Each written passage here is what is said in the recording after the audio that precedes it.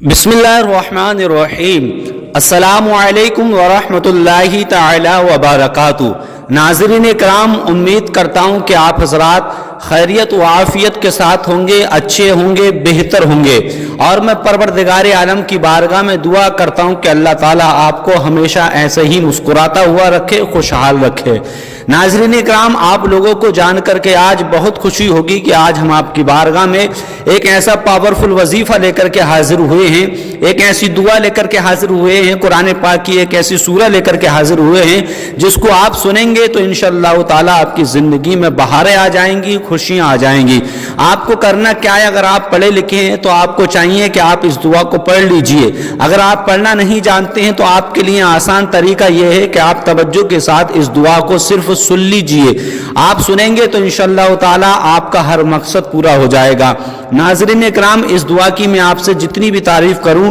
वो कम ही कम है, क्योंकि नाज़रीन इकराम इस दुआ से बड़े बड़े लोगों ने फ़ायदा उठाया है और आज तक लोगों को इस दुआ से फ़ायदा हो रहा है। हम चाहते हैं कि आप भी इस दुआ से फ़ायदा उठाएं। नाज़रीन इकराम, आपको अपनी किस्मत पर नाज करना चाहिए, अपनी किस्मत पर रश्क करना चाहिए कि आज आपको एक बेहतरीन दुआ सुनने के लिए मिलने वाली है। नाज़रीन इकराम, इस दुआ की जितनी भी तारीफ की जाए वो कम ही कम है। नाज़रीन इकराम, इस दुआ की खासियत ये है कि जो बंदा अपने दिल में मकसद रख के, जो मकसद अपने दिल में रख कर के इस दुआ को सुनता है तो अल्लाह ताला उसके उस मकसद को पूरा कर देता है। नाज़रीन इकराम, इस दुआ की ये खासियत है ये, और दुआ उन लोगों के लिए ख़ास होने वाली है जो अपनी ज़िंदगी से बहुत ज़्यादा परेशान हो चुके हैं, बेजार हो चुके हैं, किसी कारोबार को लेकर के या किसी बीमारी को लेकर के या घर की लड़ाई झगड़ों को लेकर के परेशान हो चुके हैं। पैसा तो बहुत कमा रहे हैं लेकिन पैसा जेब में नहीं रुकता है, इधर आ जाता है, इधर उठ जाता है। नाज़रीन इकराम, बिल्कुल बरकत नहीं हो रही है। घर पर किसी ने जादू टोना या कारोबार पर, दुकान पर किसी ने कोई बंदिश करा दी है, आपके किसी दुश्मन ने आपके कारोबार पर, दुकान पर, मकान पर कोई जो जादू टोना वगैरह करा दिया है जिसकी वजह से आपका कारोबार नहीं चल रहा है। घरों में लड़ाई झगड़े फसाद रहते हैं, कारोबार में पैसे में बरकत नहीं हो रही है। तो नाज़रीन इकराम, आपको करना क्या है, अपने कारोबार में या दुकान में बरकत नहीं हो रही है तो अपने कारोबार में या दुकान में इस दुआ को बजा करके रख देना है। या कोई बीमार है तो उसको ये दुआ सुना देनी है। नाज़रीन इकराम, वो सुनेगा तो इंशाअल्लाह ताला सुनते सुनते ही उसकी आधी बीमारी खत्म हो जाएगी। चलिए हम उस दुआ को शुरू करते हैं। आप तवज्जो के साथ दिल लगा करके इस दुआ को सुनिएगा।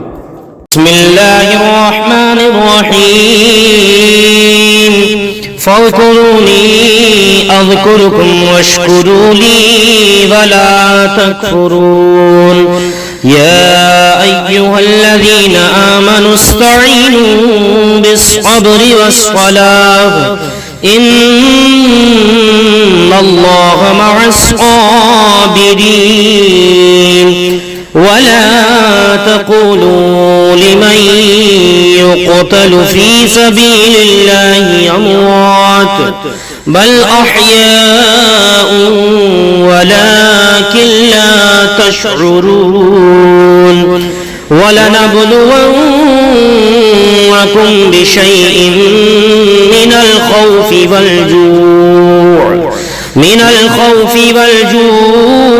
ونقص من الأموال والأنفس والثمرات وبشر الصابرين الذين إذا أصابتهم مصيبة قالوا إنا لله وإنا إليه راجعون أولئك عليهم صلوات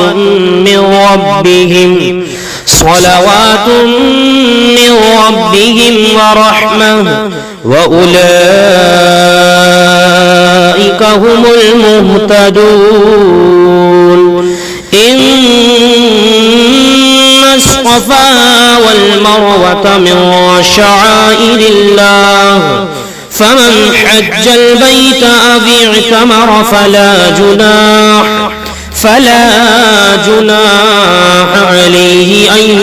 أن يطوف بهما ومن تطوع خيرا فإن الله شاكر عليم إن الذين يكتمون ما أنزلنا من البينات والهدى من بعد ما بيناه للناس في الكتاب أولئك يلعنهم الله ويلعنهم اللاعنون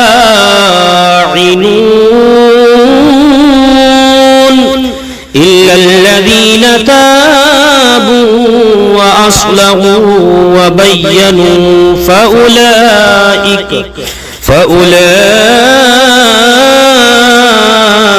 أتوب عليهم وأنا التواب الرحيم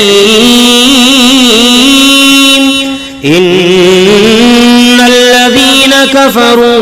وماتوا وهم كفار أولئك عليهم لعنة الله والملائكة والناس أجمعين خالدين فيها لا يخفف عنهم العذاب ولا هم ينظرون وإلهكم إله واحد لا إله إلا هو الرحمن الرحيم بسم الله الرحمن الرحيم فاذكروني أذكركم واشكروا لي ولا تكفرون يا أيها الذين آمنوا استعينوا بالصبر والصلاة إن الله مع الصابرين ولا تقولوا لمن يقتل في سبيل الله أموات بل أحياء ولكن لا تشعرون ولنبلونكم بشيء من الخوف والجوع ونقص من الأموال والأنفس والثمرات وبشر الصابرين الذين إذا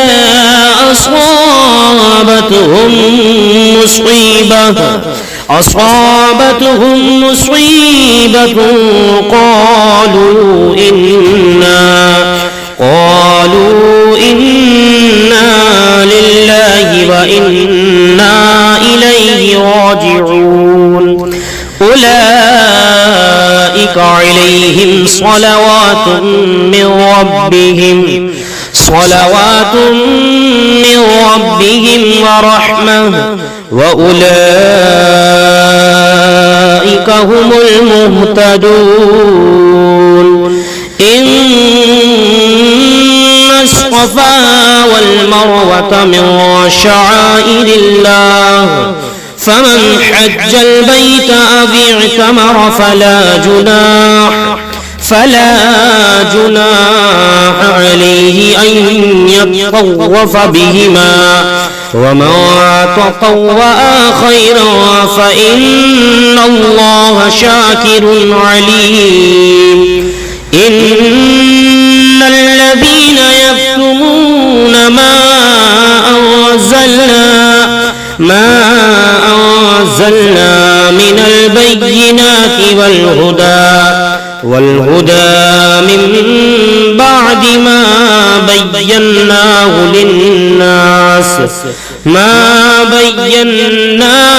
للناس في الكتاب أولئك يلعنهم الله ويلعنهم اللاعنون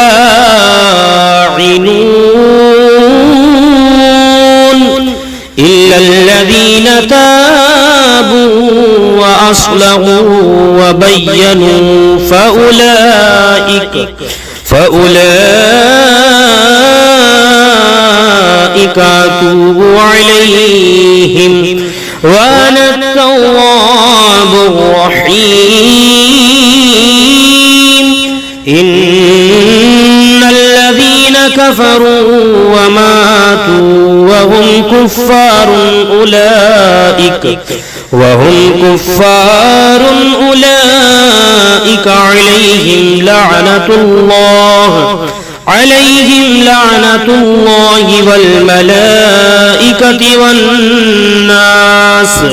والملائكة والناس أجمعين خالدين فيها لا يخفف عنهم العذاب ولا هم ينظرون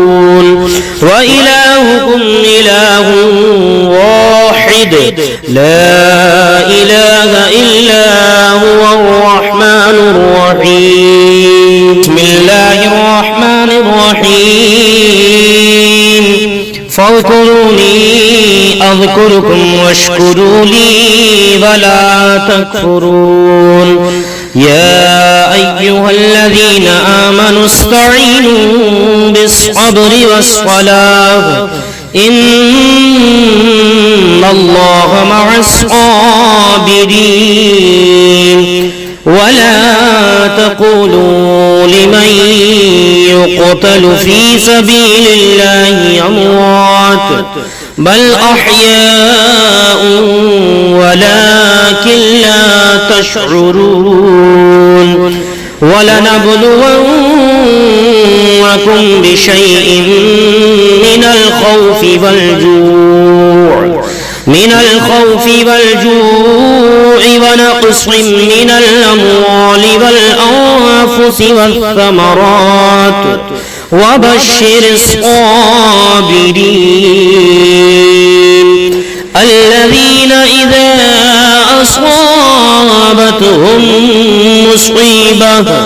أصابتهم مصيبة قالوا إنا لله وإنا إليه راجعون أولئك عليهم صلوات من ربهم ورحمة وأولئك هم المهتدون إن الصفا والمروة من شعائر الله فمن حج البيت أو اعتمر فلا جناح عليه أن يطوف بهما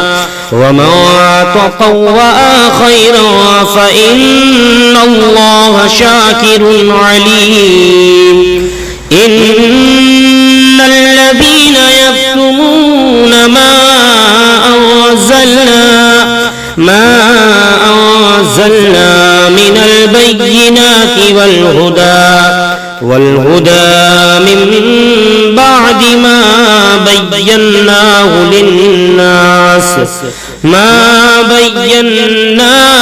للناس في الكتاب أولئك يلعنهم الله ويلعنهم اللاعنون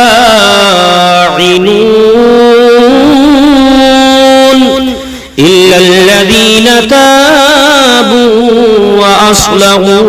وبينوا فأولئك أتوب عليهم وأنا التواب الرحيم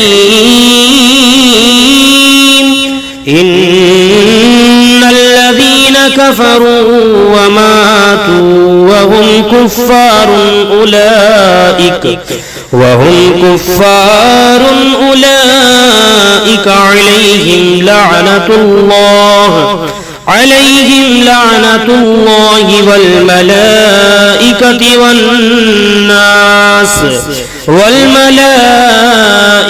والناس أجمعين خالدين فيها لا يخفف عنهم العذاب ولا هم ينظرون وإلهكم إله واحد لا إله إلا هو الرحمن الرحيم بسم الله الرحمن الرحيم فاذكروني أذكركم واشكروا لي ولا تكفرون يا أيها الذين آمنوا استعينوا بالصبر والصلاة إن الله مع الصابرين ولا تقولوا لمن يقتل في سبيل الله أموات بل أحياء ولكن لا تشعرون ولنبلونكم بشيء من الخوف والجوع ونقص من الأموال والأنفس والثمرات وبشر الصابرين الذين إذا أصابتهم مصيبة قالوا إنا لله وإنا إليه راجعون أولئك عليهم صلوات من ربهم ورحمة وأولئك هم المهتدون إن الصفا والمروة من شعائر الله فمن حج البيت أو اعتمر فلا جناح عليه أن يطوف بهما ومن تطوع خيرا فإن الله شاكر عليم إن الذين يكتمون ما أنزلنا من البينات والهدى من بعد ما بيناه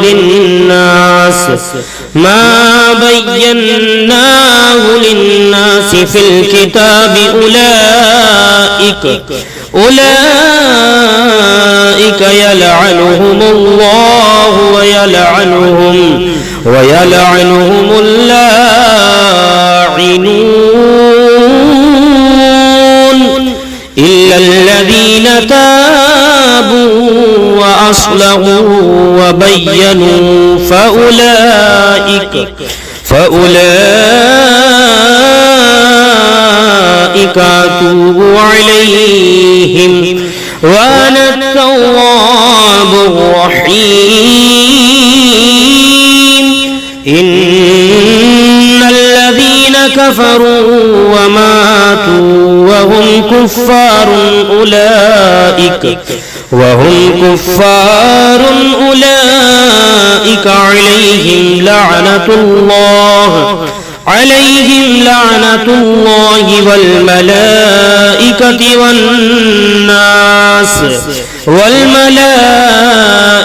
والناس أجمعين خالدين فيها لا يخفف عنهم العذاب ولا هم ينظرون وإلهكم إله واحد لا إله إلا هو الرحمن الرحيم